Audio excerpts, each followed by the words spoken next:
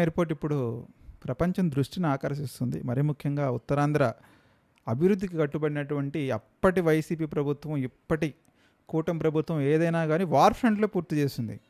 మరి ఒక పక్క భోగాపురం ఎయిర్‌పోర్ట్ పూర్తయింది. మరి విజయవాడలో ఎక్స్‌పాన్షన్ ఎందుకు పూర్తవ్వలేదు? అది అట్లా సాగుతుందంటే దానికి సమాధానాలు రావు. మరి విమానయాన శాఖ మంత్రి గారే మన రాష్ట్రం నుంచి ఉన్నారు కాబట్టి మరి ఎందుకు దెబ్బేసింది? ఎక్కడ దెబ్బ కొడుతుంది?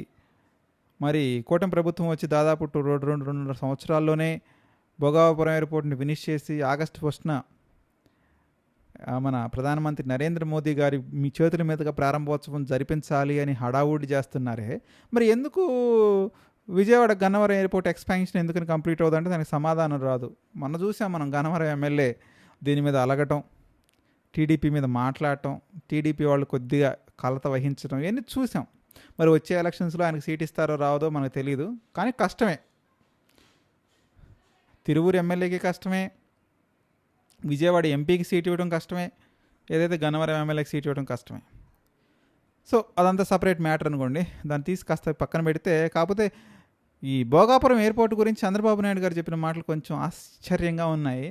ఏంటంటే భోగాపురం ఎయిర్పోర్ట్ అంట ఉత్తరాంధ్ర అభివృద్ధిని శాశ్వతంగా నిర్దేశిస్తుంది. భోగాపురం మరొక శంషాబాద్ ఎయిర్పోర్టుతో మారబోతుంది. శంషాబాద్లో అంతర్జాతీయ విమానాశ్రయం వచ్చిన తర్వాత ఆ ప్రాంతంలో ఎలాంటి మార్పులు చేసుకున్నాయో భోగాపురంతో అదే విధంగా మార్పులు వస్తాయి. ఆర్థిక కార్యక్రమాలు పరుగులు పెడతాయి. విమాన రాకపోకలు మొదలయ్యాక అక్కడ ప్రజల జీవన ప్రమాణాలు మెరుగైపోతాయి, ఉపాధి అవకాశాలు వస్తాయి, ఉత్తరాంధ్ర అన్స్టాపబుల్ అవుతుందని సెలవిచ్చారు.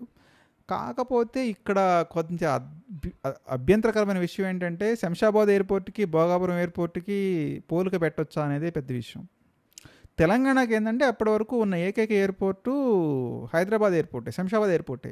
మనకు ఇప్పుడు ఆంధ్రాలో చిన్న చిన్న ఎయిర్పోర్ట్, కడప ఎయిర్పోర్ట్ కానివ్వండి, పుట్టపర్తి ఎయిర్పోర్ట్ కానివ్వండి, రాజమండ్రి ఎయిర్పోర్ట్స్ ఉన్నాయి, వైజాగ్ ఎయిర్పోర్ట్స్ ఉన్నాయి, కానీ లిమిటెడ్ కదా, ఇంటర్నేషనల్ ఎయిర్పోర్ట్స్ కాదు. ప్లస్ ఏంటంటే ఇది డొమెస్టిక్ ఎయిర్పోర్ట్స్. సో అప్పుడు వరకు శంషాబాద్ ఉంది కాబట్టి జనాలంతా హైదరాబాద్ని బేస్డ్ చేసుకుని ఉండేవాళ్ళు కాబట్టి ఇక్కడే ఉన్నారు కాబట్టి ఆటోమేటిక్గా దానికి గ్రోత్ వచ్చేసింది.